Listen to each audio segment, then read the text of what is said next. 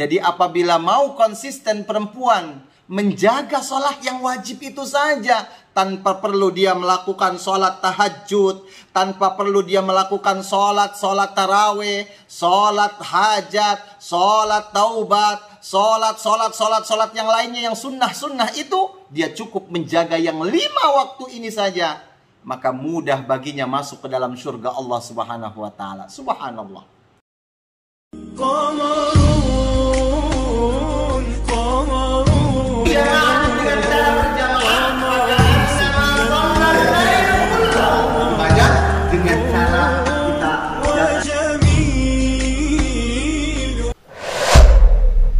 Assalamualaikum warahmatullahi wabarakatuh. Alhamdulillahilladzi bi ni'matihi tatimmus shalihat, wassalatu wassalam ala Rasulillah wa ala alihi wa sahbihi wa mawalah, amma ba'du. Apa kabar semuanya, saudari-saudariku yang dicintai Allah Subhanahu wa Ta'ala? Kembali lagi bersama saya Om Haji yang selalu mengajak untuk membaca ayat-ayat Allah, mengkaji hadis-hadis Rasulullah sallallahu alaihi wasallam. Saya berdoa kepada Allah Subhanahu wa Ta'ala, mudah-mudahan sahabat-sahabatku yang perempuan selalu dalam bimbingan Allah Subhanahu wa Ta'ala dan selalu dalam kondisi sehat walafiat. Amin ya rabbal alamin.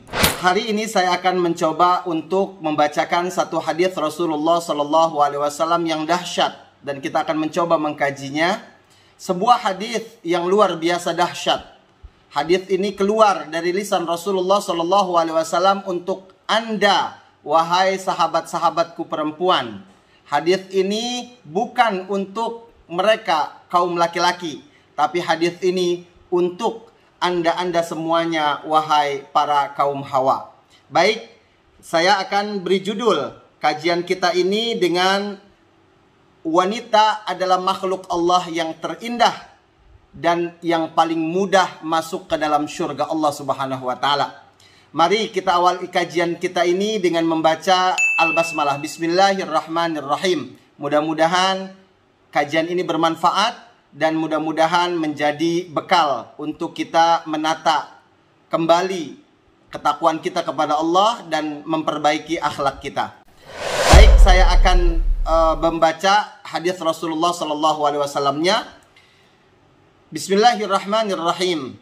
Idza shallatil mar'atu khamsaha wa shamat syahraha wa hafizat farjaha wa ata'at ba'laha qila laha udkhulil jannata min ayyi abwabil jannati syi'ti. Rawahul Imam Ahmad an Abdurrahman bin Auf. Hadis ini sahih, diriwayatkan oleh Imam Ahmad dari sahabat yang mulia Abdurrahman bin Auf. Dan bukan hanya sekedar beliau yang meriwayatkan, namun hadis ini juga diriwayatkan oleh Imam Ibnu Hibban dari sahabat yang mulia Abi Hurairah radhiyallahu an. Jadi kita tidak perlu ragu-ragu lagi tentang kesahihan hadis ini. Hadis ini keluar dari lisan Rasulullah bukan tanpa makna, bukan tanpa arti, dan bukan tanpa hikmah. Tapi hadis ini memberikan kabar kepada engkau, wahai kaum Hawa, bahwa sesungguhnya engkau adalah makhluk Allah yang terindah, sehingga Allah betapa memberikan rahmat yang paling banyak kepada kaum Hawa, yaitu sahabat-sahabatku perempuan. Hadis yang dahsyat ini memberikan kabar yang sangat luar biasa dahsyat kepada kaum Hawa, kepada engkau, wahai sahabat-sahabatku yang perempuan, bahwa apabila engkau melakukan hal ini, ya, amalan-amalan ini, maka engkau sangat mudah masuk ke dalam surga Allah. Berapa amalannya? Tak banyak, tak beraneka ragam, hanya 4 saja di dalam hadis ini yang menyebabkan manusia yang bernama perempuan itu mendapatkan rahmat Allah, memasuki surga dengan kemudahan. Tapi hadis yang dahsyat ini yang menunjukkan betapa mudahnya perempuan masuk ke dalam surga Allah, tetapi tidak serta-merta menjadikan para kaum Hawa mereka menjadi penghuni yang paling terbanyak di dalam surga Allah Subhanahu wa Ta'ala. Alangkah sedihnya kita mendengar satu riwayat yang dikisahkan bahwa Rasulullah SAW pernah diberikan kesempatan oleh Allah Subhanahu wa taala untuk memasuki surga Allah. Kemudian Rasulullah menceritakan, pada saat aku masuk ke dalam surga Allah, tala'tu fil jannati, aku melihat surga dan aku memperhatikan sekelilingnya. Fara'aitu aktsaru ahliha al-fuqara.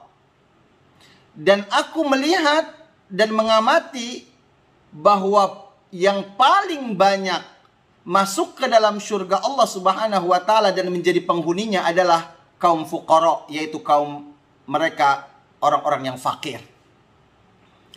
Wattala'tu finnar. Kemudian Allah Subhanahu wa taala kemudian memberikan aku kesempatan untuk memasuki neraka. Wattala'tu fiha, dan aku memperhatikan sekelilingnya. Fara'aitu aktsara ahliha an-nisa, maka aku memperhatikan para penghuni yang paling terbanyak di dalam neraka adalah an-nisa, mereka adalah para perempuan. Maka dari itu kita perlu untuk mengkaji hadis yang memudahkan perempuan itu masuk ke dalam surga sebagai penyemangat bahwa perempuan adalah bagian daripada makhluk Allah Subhanahu wa taala yang paling banyak dirahmati.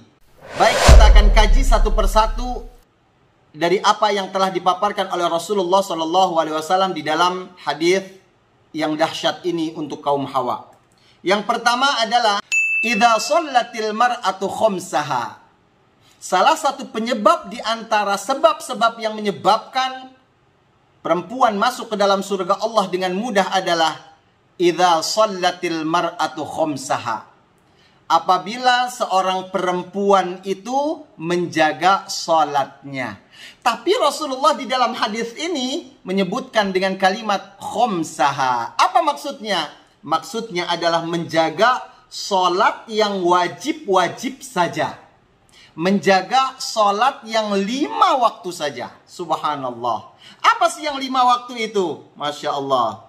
Yang 5 waktu itu adalah salat zuhur, salat asar, salat maghrib, salat isya, dan juga salat subuh.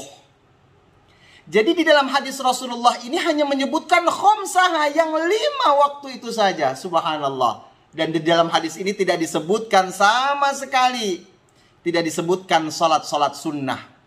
Jadi apabila mau konsisten perempuan menjaga salat yang wajib itu saja, tanpa perlu dia melakukan salat tahajud, tanpa perlu dia melakukan salat tarawih, salat hajat, salat taubat, salat yang lainnya yang sunnah itu, dia cukup menjaga yang 5 waktu ini saja, maka mudah baginya masuk ke dalam surga Allah Subhanahu wa taala. Subhanallah. Jadi perempuan itu hanya diwajibkan untuk menjaga sholat yang 5 waktu itu saja. Ada timbul pertanyaan, berarti yang sunnah-sunnah aja nggak usah dikerjakan dong? Oh, nggak begitu maksudnya. Maksudnya adalah minimal perempuan itu menjaga sholatnya yang 5 waktu itu saja, maka sudah memudahkan dia masuk ke dalam surga Allah Subhanahu wa taala. Apalagi dia menjaga salat-salat sunnahnya juga. Subhanallah. Dia memperkaya pahalanya, memperbanyak pahalanya dengan melakukan yang sunnah-sunnah. Tapi jika dia tidak melakukan itu dan hanya melakukan yang 5 waktu saja itu, subhanallah, Rasulullah katakan hanya menjaga yang 5 waktu saja. Subhanallah. 1, salat wajib ya Bu ya. Ya, saudara-saudariku, jangan sampai sholatnya ditinggal. Sholat subuh, sholat zuhur, sholat asar, sholat isya, dan sholat maghrib. Sampai-sampai ternyata kalau laki-laki itu sholatnya disuruh ke masjid.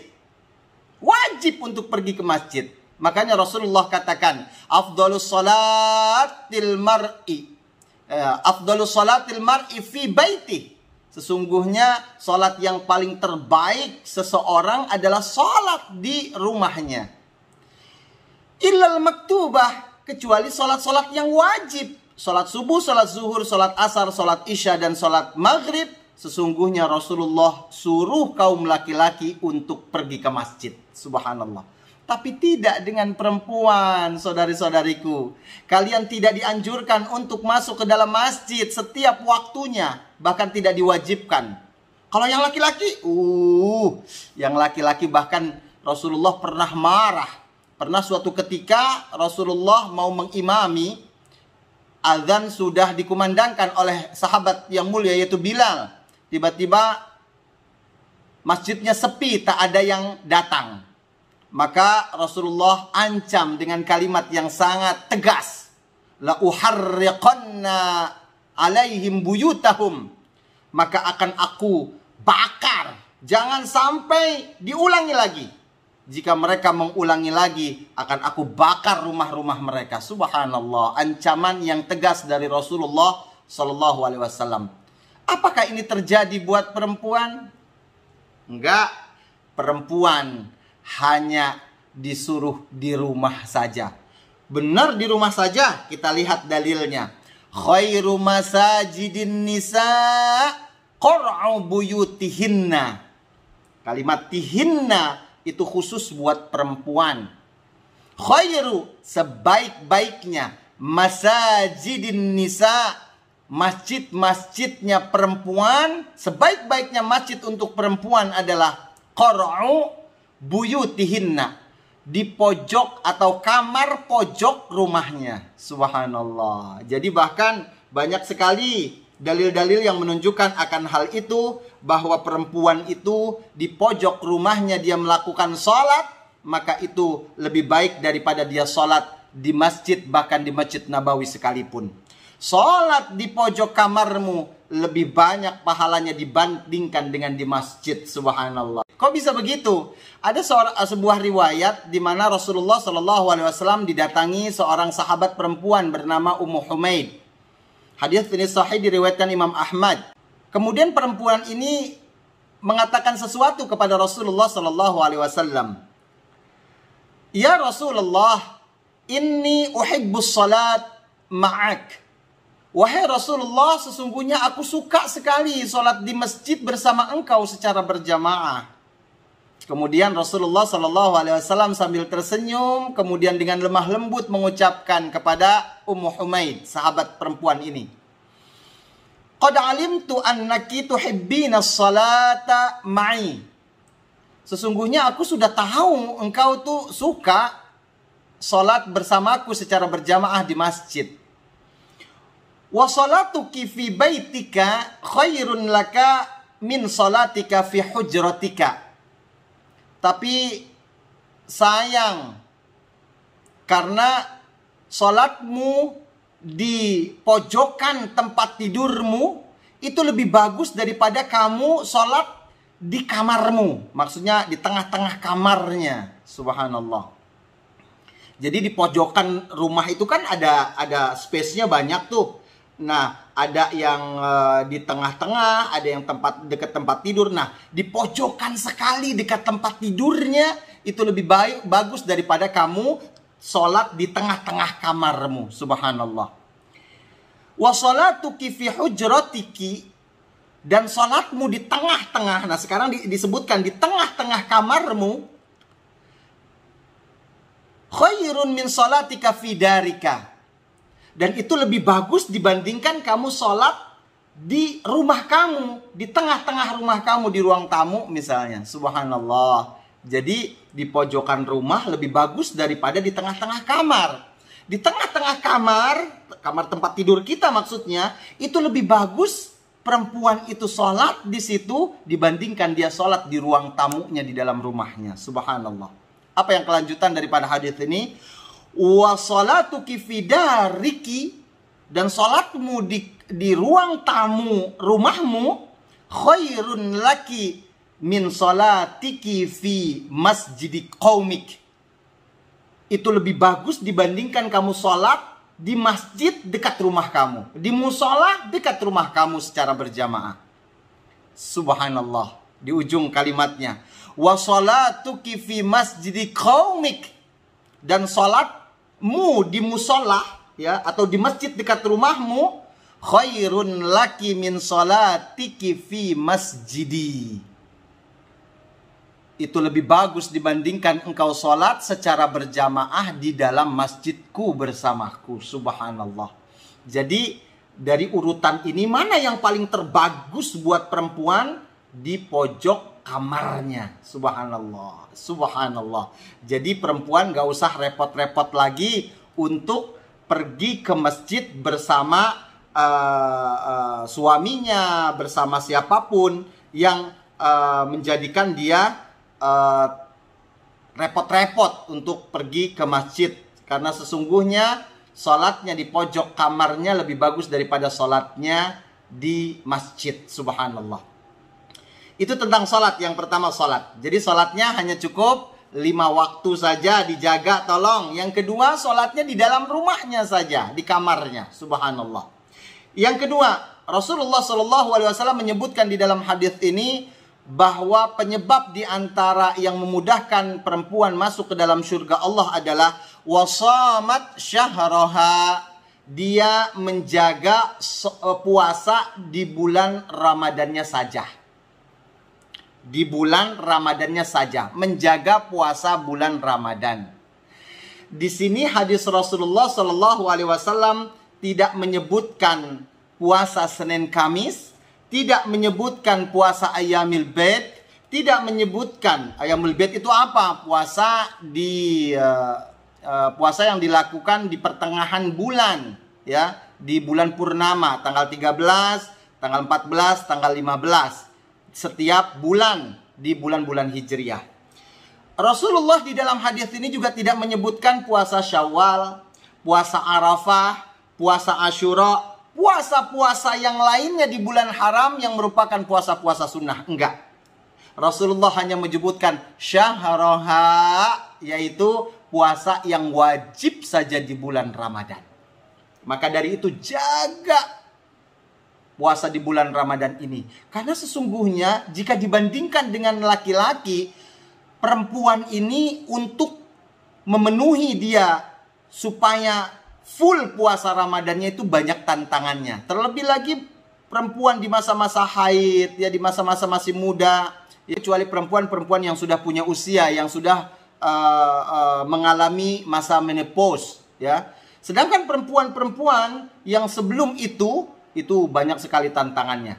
Ada haid, ada kadang-kadang habis melahirkan, sehingga sulit untuk mencapai puasa yang full. Maka dari itu Rasulullah tidak sebutkan puasa-puasa sunnah. Cukup jaga puasa bulan Ramadannya saja dengan penuh tantangan-tantangan itu. Subhanallah. Maka dari itu pelajarannya adalah, kalau kaum Hawa punya ada hutang puasa, segera dibayar. Karena sesungguhnya puasa-puasa di bulan Ramadan itu wajib dibayar, dan itu menjadi penyebab masuk ke dalam surga Allah Subhanahu wa taala yang dahsyat. Subhanallah. Terkadang perempuan itu ada hutang. Makanya para ulama banyak yang membahas tentang ini, dan banyak sekali pertanyaan dari para kaum Hawa. Bagaimana ini? Saya ini ngurusin anak. Bagaimana saya ngurusin suami? Saya ngurusin diri sendiri saya juga susah. Bagaimana ini saya membayar hutang? Nah, makanya dari itu, ya, yang diwajibkan itu segera dilaksanakan. Jangan sampai puasa yang kemarin masih punya hutang, itu datang bulan Ramadan dia masih punya hutang. Jangan sampai. Para ulama yang menyebutkan konsekuensinya sampai 3 loh. Yang pertama, kalau dia bulan Ramadan masih punya hutang, kemudian datang lagi bulan Ramadan selanjutnya masih punya hutang belum terbayarkan, maka 3 konsekuensinya. Yang pertama adalah dia harus bertaubat kepada Allah Subhanahu wa taala. Kenapa? Karena dia sudah meremehkan apa yang Allah Subhanahu wa taala perintahkan, dan dia tidak mensyukuri nikmat bahwa puasa bulan Ramadan itu penyebab dia masuk ke dalam surga Allah dengan mudah.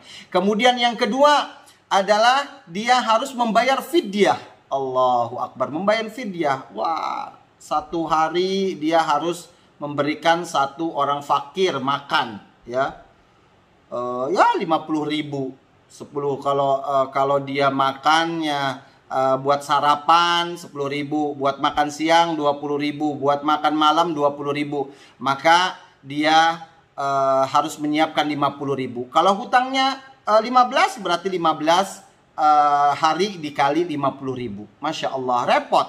Itu baru yang kedua. Yang ketiga lagi dia harus tetap membayar puasanya. Allah, repot. Sampai 3 kali kena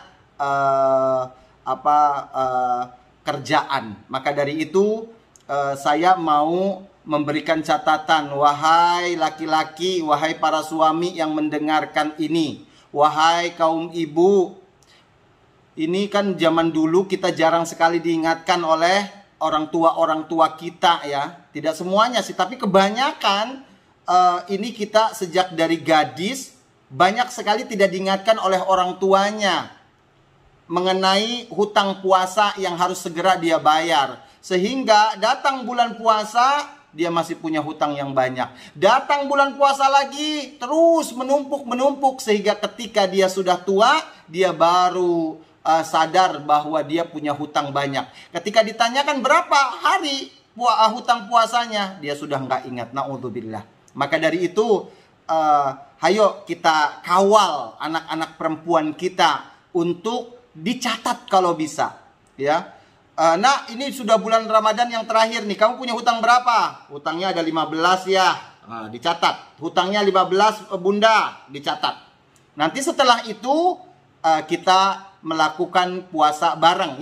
Yang suami-suami mereka melaksanakan puasa-puasa sunnah sambil menemani anak putrinya untuk melakukan puasa bayar hutang puasanya. Ya, jadi alangkah mudahnya perempuan hanya dikasih kesempatan oleh Allah Subhanahu Wa Taala menjaga yang wajib saja, tetapi banyak diantara perempuan yang tidak mau menjaganya. Na'udzubillah min dzalik. Semoga kita tidak seperti itu dan terus menjaga puasa kita. Kemudian yang ketiga adalah wahafizat farjaha, menjaga aurat dan kehormatannya, menjaga kemaluannya. Maksudnya apa sih? Jangan sampai berzina, dijaga auratnya. Nah ini dia. Pantesan perempuan itu padahal sudah dikabarkan paling banyak masuk ke dalam, paling mudah masuk ke dalam surga Allah. Tapi ternyata Rasulullah SAW itu mengabarkan bahwa nanti di surga tidak banyak perempuan di sana. Kenapa? Karena salah satunya adalah karena perempuan banyak yang tidak menjaga auratnya. Maka dari itu yang sudah menjaga auratnya, sudah berhijab, dijaga pakaiannya. Para ulama banyak sekali mengkaji tentang ini. Di antaranya adalah jangan sampai kita dijuluki orang yang menutup aurat tapi masih melanggar perintah Allah Subhanahu Wa Taala. Ada 3. Yang pertama adalah dia berpakai jilbab tapi pakaiannya ketat.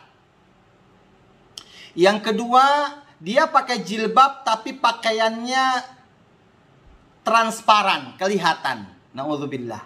Kemudian yang ketiga adalah dia pakai baju, dia memakai hijab, memakai jilbab, menutup auratnya, tapi pakaiannya agak sedikit mini.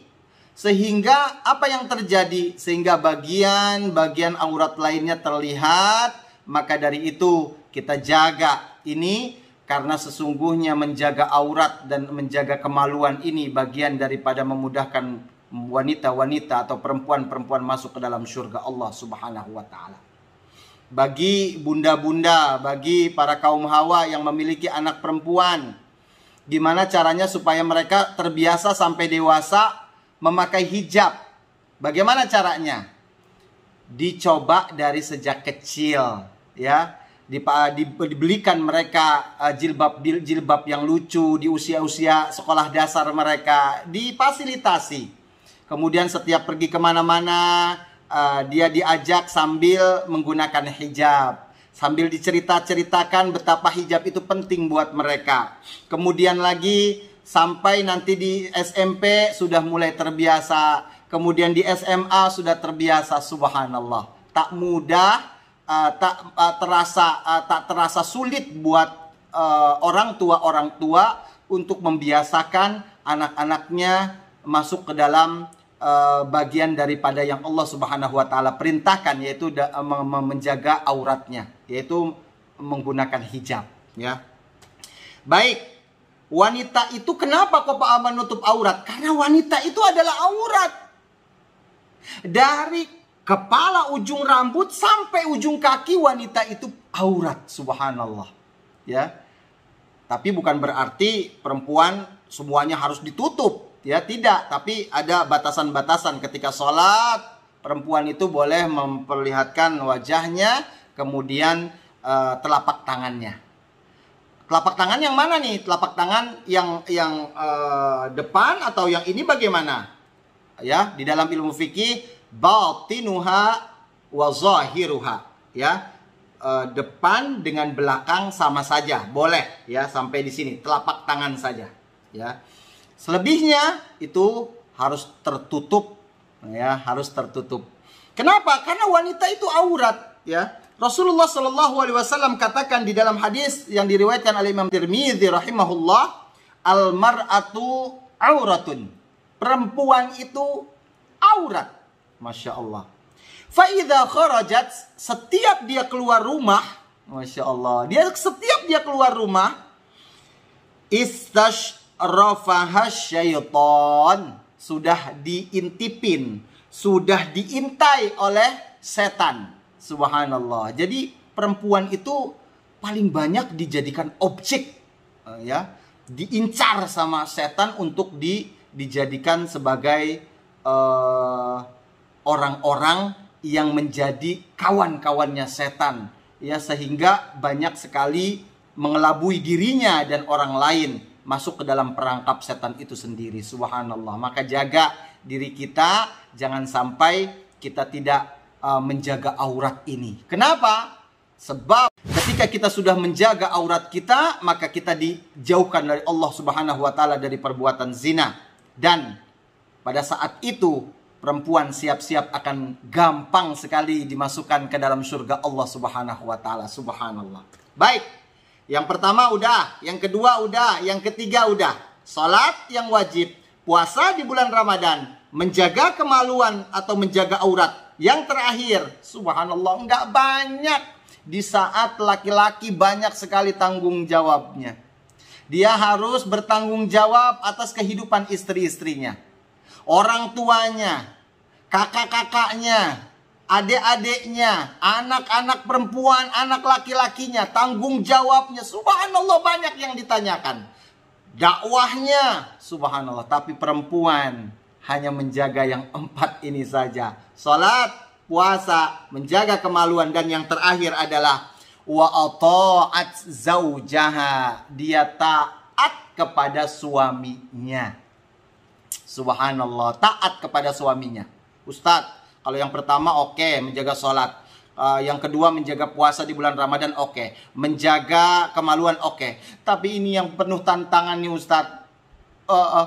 Taat kepada suami. Emang suaminya kenapa? Suami saya ngeselin, suami saya benar-benar banyak menantang, ya Masya Allah, sehingga saya nih mainin perasaan. Nah itu dia, makanya tantangannya di situ.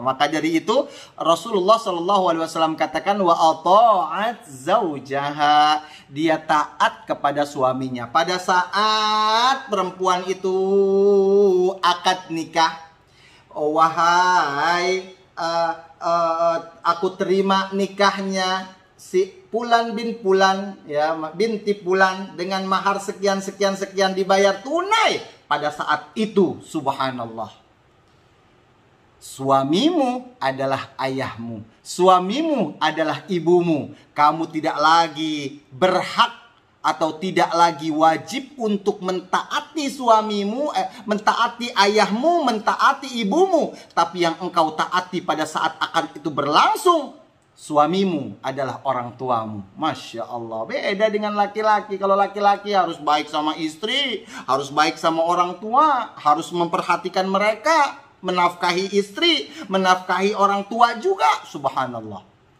Perempuan enggak. Perempuan enggak usah repot-repot. Wa ata'at zaujaha, taat aja kepada suaminya. Subhanallah, subhanallah. Bahkan perempuan, kata Rasulullah SAW, seandainya sujud itu diperbolehkan dilakukan oleh hamba kepada hamba yang lain, boleh sujud ke orang, maka akan aku perintahkan perempuan itu sujud kepada suaminya. Subhanallah. Saking suaminya itu betapa harus benar-benar ditaati. Subhanallah. Tapi suaminya yang mana juga kita harus adil. Suaminya juga harus suami yang baik, suami yang soleh, suami yang taat kepada Allah Subhanahu wa Ta'ala. Karena pada saat kita melihat suami kita memerintahkan kepada sesuatu yang diharamkan oleh Allah, maka haram kita mentaatinya. Nanti insya Allah ada kajian berikutnya. Tapi yang jelas, yang keempat ini adalah Rasulullah Sallallahu Alaihi Wasallam suruh kita yang perempuan ini, maksudnya yang kaum Hawa, untuk taat kepada suaminya apabila sudah bersuami. Subhanallah. Bahkan Rasulullah Sallallahu Alaihi Wasallam, kamu sudah rapih, sudah dandan, sudah menjaga auratmu untuk pergi keluar. Suami kamu ada di dalam rumah. Kamu sudah ada di atas motor, kamu sudah ada di atas mobil untuk pergi dalam suatu keperluan. Dalam bahasa hadisnya, engkau sudah ada di atas tungganganmu, di kudamu, ya, di keledaimu atau di untamu. Tiba-tiba suamimu meminta supaya untuk dilayani. Maksudnya bukan hanya sekedar dilayani secara seksual, tapi dilayani apapun, minta makan, minta minum, atau minta diambilkan baju. Maka bersegarlah engkau turun dari kendaraanmu, layani suamimu. Subhanallah. Kenapa? Karena tidak main-main. Ketika engkau, wahai perempuan, melayani suamimu, sesungguhnya engkau sedang membidik surga yang akan menjadi tempatmu nanti di akhirat dengan penuh kemudahan. Subhanallah. Akhirnya Rasulullah Sallallahu Alaihi Wasallam katakan di ujung hadisnya, Rasulullah Sallallahu Alaihi Wasallam sebutkan, qila laha, masya Allah, qila laha, nanti di akhirat ketika sudah mencapai manusia sudah dibangkitkan, kemudian sudah di hari hisab semuanya, maka pada saat tiba waktunya, qila laha, akan dikatakan, diucapkan, dipanggil-panggil itu perempuan. Semuanya perempuan diundang, dipanggil-panggil. Oleh siapa? Oleh Allah Subhanahu wa Ta'ala dan para malaikatnya. Udkhulil jannata min ayyi abwabil jannati syi'ti. Kalimatnya syi'ti itu khusus buat perempuan. Enggak ada satupun di sana unsur buat laki-laki. Udkhulil jannata, masuk kamu ke dalam surga Allah. Dan di dalam surga Allah itu ada pintu-pintunya. Disebutkan bahwa al-jannatu lil jannati thamaniyatu abwab. Surga itu memiliki 8 pintu. Subhanallah, ada pintu sholat, ada pintu sedekah, ada pintu jihad, ada pintu ini, ada pintu ini, ada pintu rayyan. Subhanallah. Pintu-pintunya banyak, yang 8 itu. Masya Allah. Apabila perempuan melakukan yang 4 tadi itu, udkhulil jannata, silahkan kamu masuk dari pintu mana yang kamu kehendaki, yang kamu mau, silahkan pilih. Subhanallah. Orang pengen masukin babur royan, harus rajin puasanya, puasa sunnah, puasa ini. Buat laki-laki. Buat perempuan, Masya Allah, boleh pilih yang pintu royan, pintu sholat, pintu jihad. Orang disuruh jihad, subhanallah. Perempuan disuruh jihad nggak? Ke medan perang, subhanallah, enggak. Tapi ternyata engkau bisa memasuki pintu mana saja, bahkan pintu jihad sekalipun, yang dimana orang-orang yang mati di dalamnya adalah orang-orang yang syuhada, orang yang mati syahid, yang bersama dengan Rasulullah Sallallahu Alaihi Wasallam. Engkau bebas memasukinya, subhanallah. Maka dari itu, mari kita renungi hadis Rasulullah Sallallahu Alaihi Wasallam ini. Jangan sampai perempuan yang diberikan rahmat Allah Subhanahu Wa Taala untuk memasuki surga dengan penuh kemudahan tidak dijadikan kesempatan yang baik. Ya, mari kita jaga diri kita dan mengamalkan yang 4 itu, wahai kaum Hawa. Menjaga salat yang 5 waktu, menjaga puasa di bulan Ramadan dengan penuh tantangannya, kemudian menjaga kemaluannya, menjaga kehormatannya, Dan yang terakhir adalah dia taat kepada suaminya. Baik, itu saja yang bisa saya sampaikan. Mudah-mudahan bermanfaat. Saya berdoa kepada Allah Subhanahu wa taala, mudah-mudahan kaum Hawa semuanya Allah rahmati sehingga bisa melakukan dan memantapkan amalan-amalan ini.